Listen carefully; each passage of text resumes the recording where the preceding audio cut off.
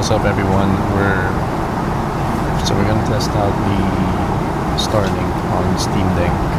So right now I'm flying a Qatar Airways flight going to Manila, and we're going to try out one game, which is Diablo, and then we'll try out some other things as well, like what other things we can do with Starlink, like streaming, and maybe try some Netflix games as well. So if you're really bored, like what are the things that you can do to pass the time, especially this flight, which took around 8 hours. I have 1 hour left actually. I started late in downloading the game, so let's see if the Starlink connection is fast enough so that the game downloads right before I land, and then we can try out a few bits of gameplay. So first off is the mandatory speed test. So let's see the performance. Yeah, you can see Starlink. Ooh. Oh, nice. Huh. That worried me a bit. So connection is quite fast, 113, 102. That could be that there are lots of people, maybe not a lot of people using Starlink in the flight. That's why the speed is very fast. Last time we tried this out, you can check out the other video where we tried downloading some games using my laptop. It was around 60 Mbps. This one is much faster, although I would say that the upload speed in my last test was faster. But yeah, good performance, solid performance to be able to download games and just do whatever you want really. Let's try some Netflix gaming. So Red Dead Redemption 2 just came, Red Dead Redemption just came out on Netflix. You can download it at the moment. So we'll download this. I'm using the mobile phone that I'm using right now is a mid-range phone. It's an Ocarina 14.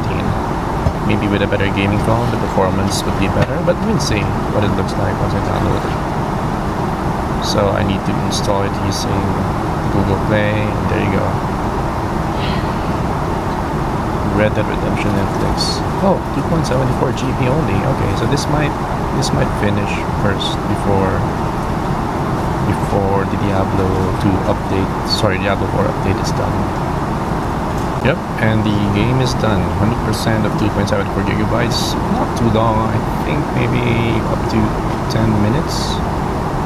I waited 10 minutes for the whole game to download. And I think we're just waiting for the game to install. Let's see, I'm just waiting. Come on, play button, come on, let's go. There you go, ready to play.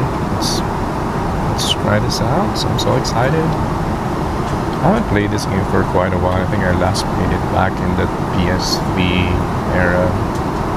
I was... asks who is playing it. Let's just play.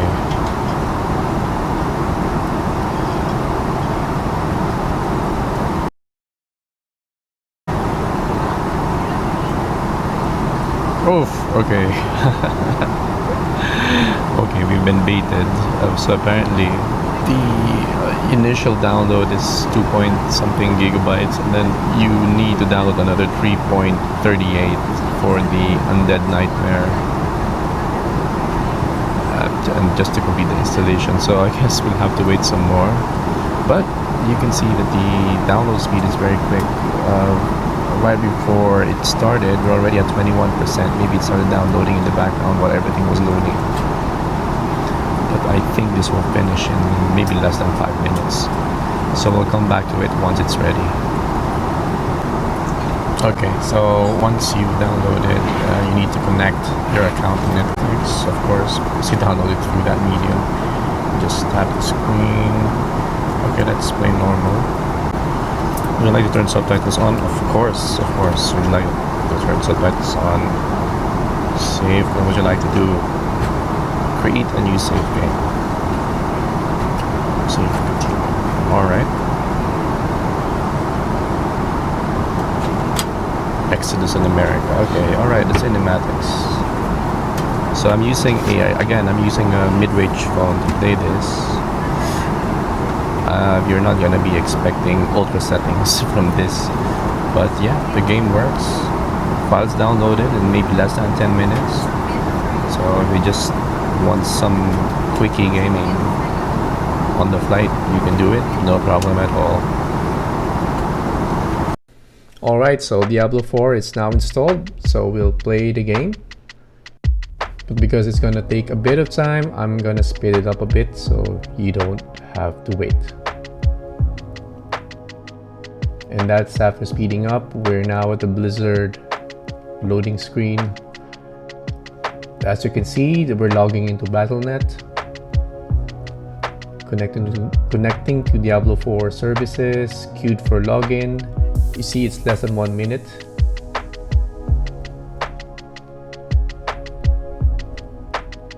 Logging into Diablo 4, and we're now at the loading screen. Again, I'm gonna speed it up.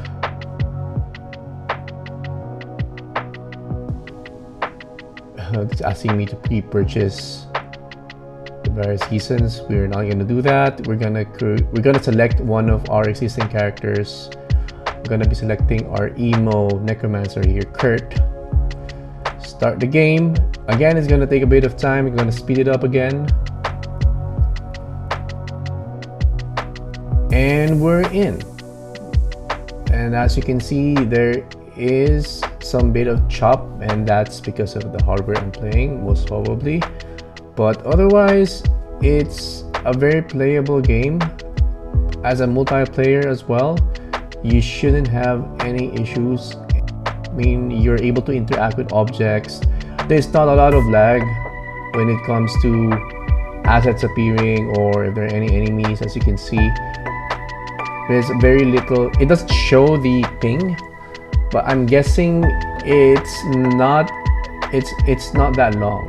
I'm sorry, I'm playing with one hand at the moment, so I'm using the other hand for the camera. But as you can see, there is an almost instantaneous hit as and when I press the attack button. So yes, definitely Diablo 4 playable on the Starlink. I did notice that during my flight, 4 hours or 5 hours in, that I was disconnected from Starlink. And the reason being, and this is, I'm guessing at the moment, is because we're flying on, at the time where we're here, we're flying on India.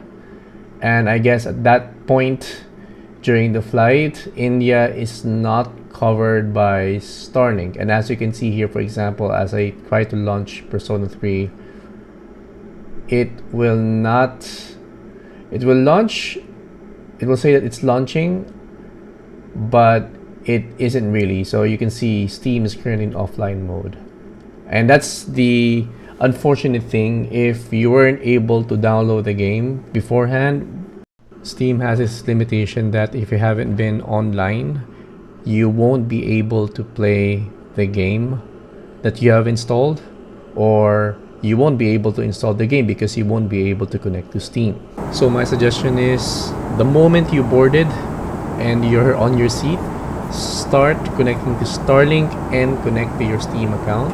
Start downloading the game that you wanted to play so that you don't encounter this issue in the middle of your flight.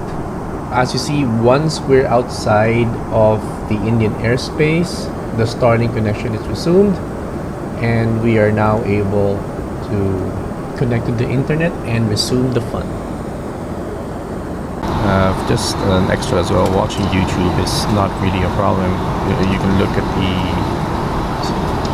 there's not a lot, there's no buffering actually, it's just moving.